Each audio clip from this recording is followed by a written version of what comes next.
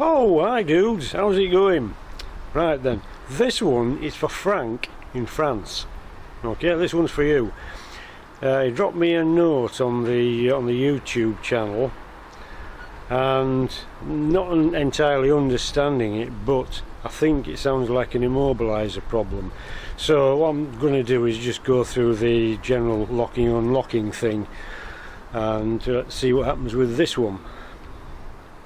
Right, so I've approached the vehicle, I've got my keys out, and I'm going to press once. Right, press once unlocks the driver's door only. Well, it does if your lock's working properly. Right. Okay, press twice and it unlocks the rest. Right, so you're in. You're in. There's no Immobiliser light on the dash. So key in. Twist the steering wheel. Second position. Right, nothing going on there. You have to wait while the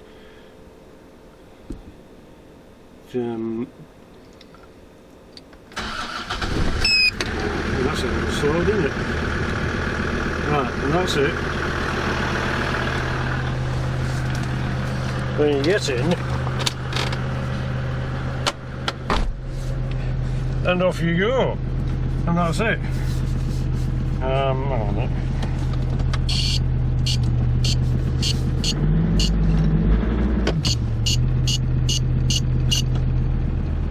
Okay, I never leave it with the handbrake on, so we're up against a rock. Okay, that's that. So I'll give it a few minutes to warm up.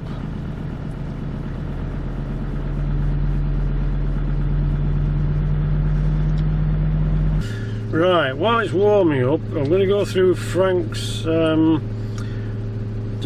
on my YouTube channel, Sleepy Cat Pictures.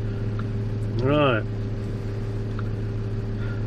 I took a photo of the screen and put it on my phone. I don't know how to do any transferring out like that. Right, so yes, perhaps if you're running out of power, you're coming out of a drive or an entrance, or you're trying to accelerate and the engine doesn't want to go, and it doesn't stall but it doesn't go fast either, then it's probably a MAF sensor, the MAF sensor. So you're probably right with that. If you're going to change it, get a proper one, get a Land Rover one, or a VDO, or there's another type. But don't get the cheap Chinese ones, they're rubbish. It'll last for 10 minutes, then you'll have to buy another one. Even a decent second-hand one is better than a new Chinese cheap one. Right, back to the problem in hand. I wanted to tell you that for your startup problem, not entirely sure which one that was.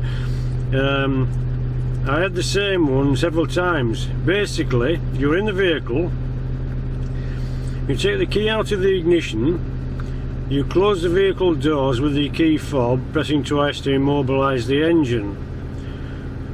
Then you unlock the doors again from the inside with a remote control. Okay, what just get out? Remote control. Then you open the driver's door, then close it and place the key in the Nyman. That must be the ignition. And you well, hope it's the ignition. And you should start without problem. Yes, you should. Try several times to close, then lock the car with the remote control, and above all, open the door, then close it, then you can drive away. What prevents you from starting is the Immobiliser. When you press the remote control twice, and if you do not stop in neutral or park during your last stop with the engine running, the Immobiliser is activated. Right, coming back to the Immobiliser, I'm reading from the book, not the Bible. This is the book of Job. This is the Land Rover Owner's Manual, which you probably already have.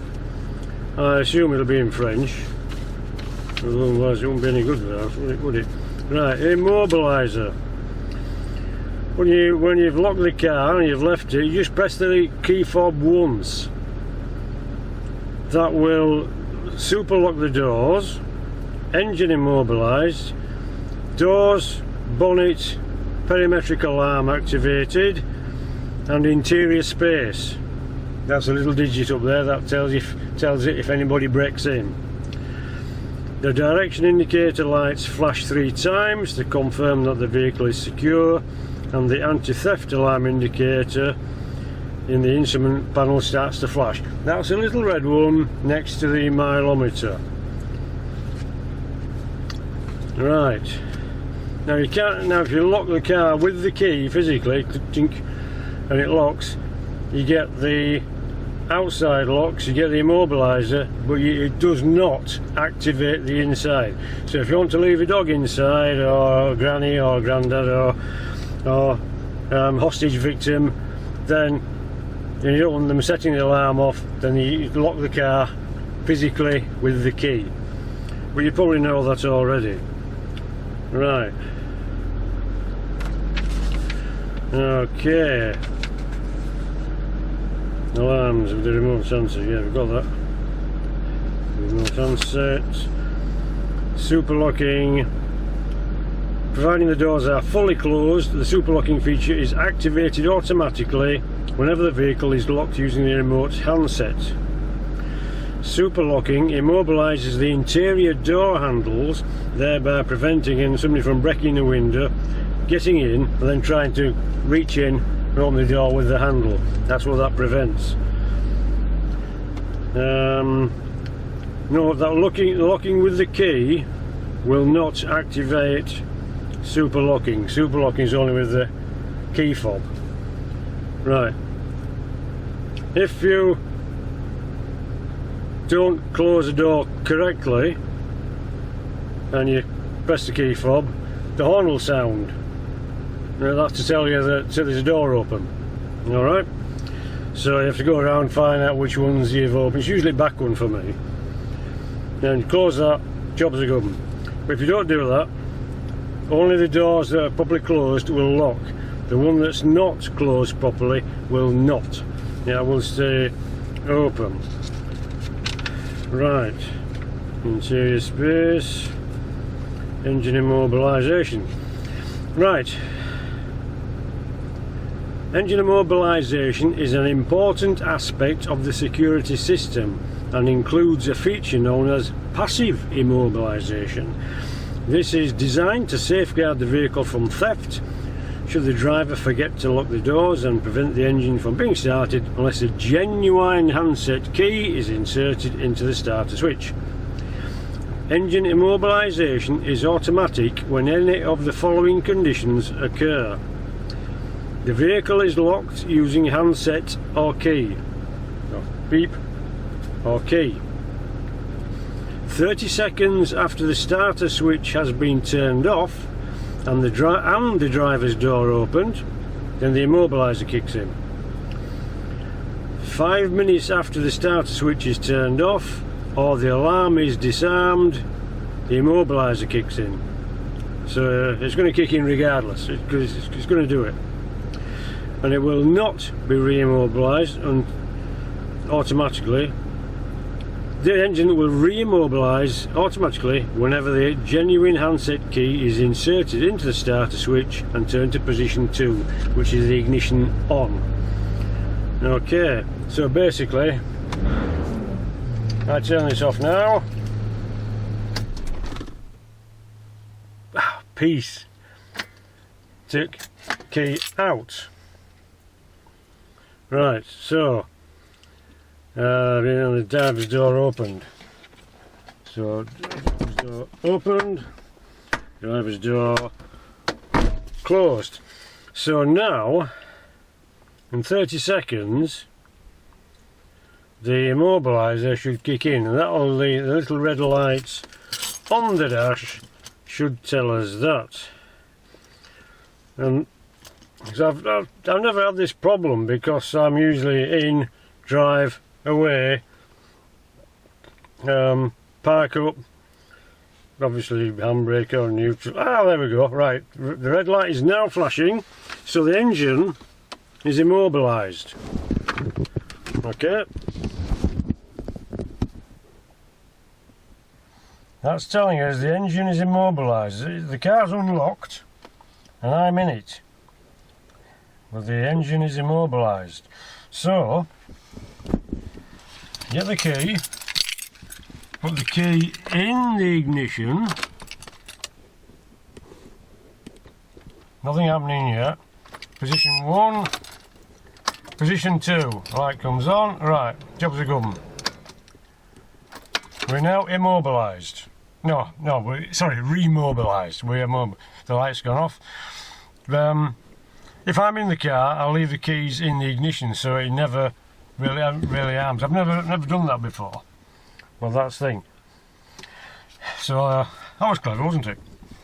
We discovered that after 10 seconds, well, 30 seconds after not locking the car but walking away with the ignition key, and the immobiliser kicks in. Right. Okay. So that's how it should work. You shouldn't have to press the key fob or do anything. Once you put the key in, turn the ignition on, the immobiliser is turned off, away you go. So if that doesn't happen, well, if anybody can help, anybody watching this can help. To my mind, it's either A, the body control module, which has got some water in, could be the fuse box, got some water in, or there's a transponder in the key which talks to an item behind here. If you take the cowling off, you can see it's like a wire. It's like a Stargate entry portal. And that's also got a really red lighting, so it lights up. And if they're talking to each other, then that tells the immobiliser everything's okay. But if that's not working, the key's not talking to the car. Well, not through the winding. So it won't. Well, the car's thinking it's got the wrong key in, so it won't turn off the immobiliser. So I'm assuming that Frankie, you've got the right key for the vehicle, and it's obviously been EKA'd. I don't think the EKA answer is yours, because you can get in. It's when you can't get in that you have to use the emergency code. Been sat here for a bit, the key's still in and it's not immobilised because the key's there. So I don't know. So let's just go through this again. Yeah, so basically the immobiliser activates when, back up, take the key out, even if you don't lock the doors, it immobilises within 10 seconds or 30 seconds of getting out. Clearly, if you take the key out, don't get out, it won't re-immobilise. It won't immobilise because you haven't got out. The two things don't go together. So you can take the key out and sit here watching seagulls, and it won't immobilise.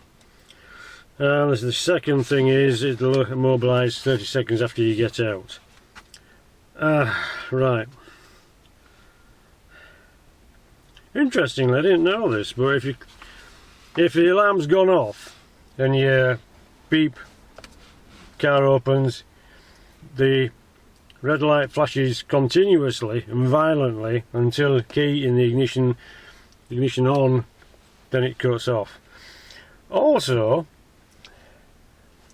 use the key to unlock the door, get in. If that red light flashes for 10 seconds, that tells you the battery's low in the key. I didn't know that. That's cool.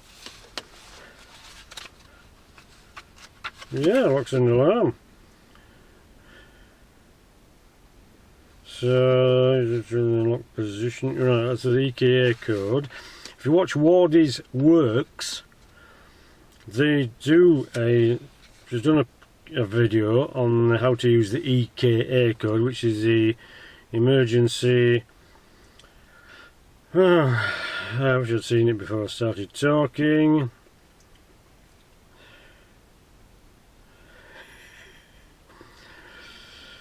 Yeah, I can't see it now, I'm looking.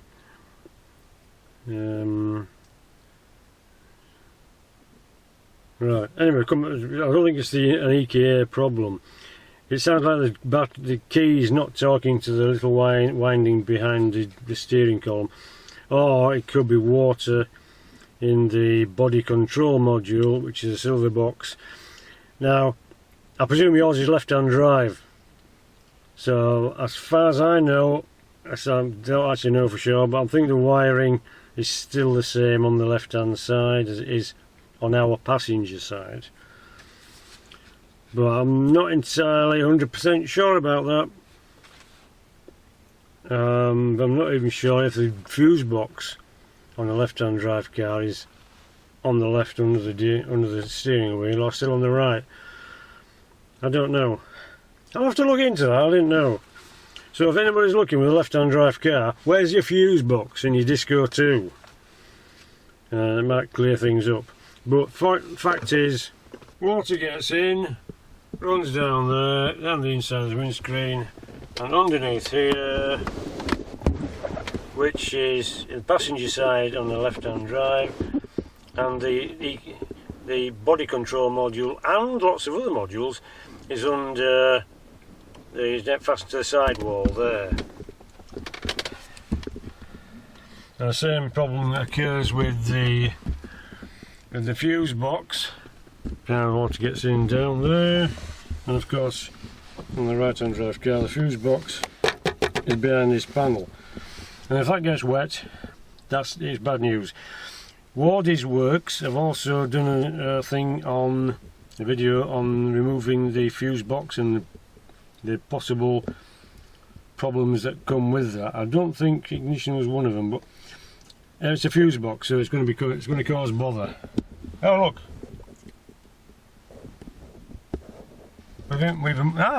Tom, I'm telling porkies, the key's still in, but we have immobilised. Alright. Oh, okay, that's the second one, you know, where you get out and walk away. You gotta remember opening the door though. Anyway, thing is, I've immobilised. Woohoo! But if I go like that, it goes off. And just to prove it, I'll start the engine. There we go, look at that. Lit up like a Christmas tree. Now it's all gone off.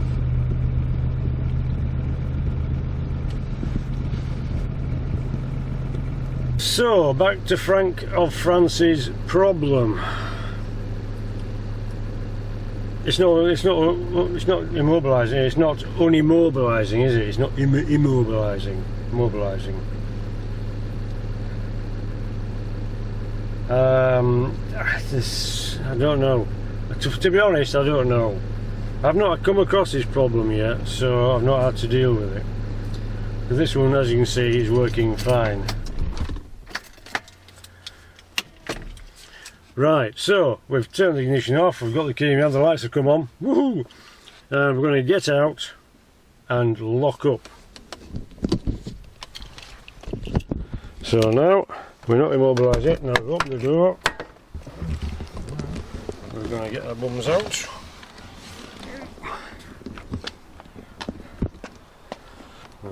And shut.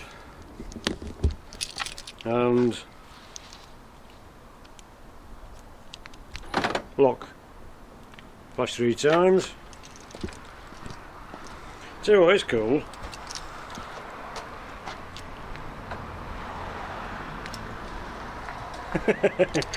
Alright, come on, admit it. How many of you knew that? That clever or what? I don't think all models do that, but just in case, you know, perhaps yours will. So, I quite like that.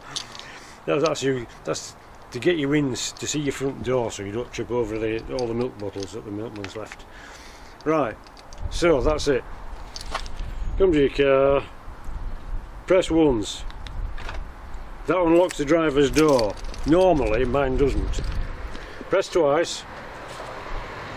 It unlocks everything else. In you go.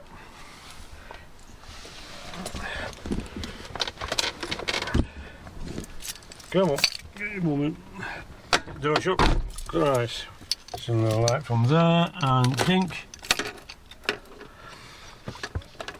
I'm going to put you down because the wheel's in the way.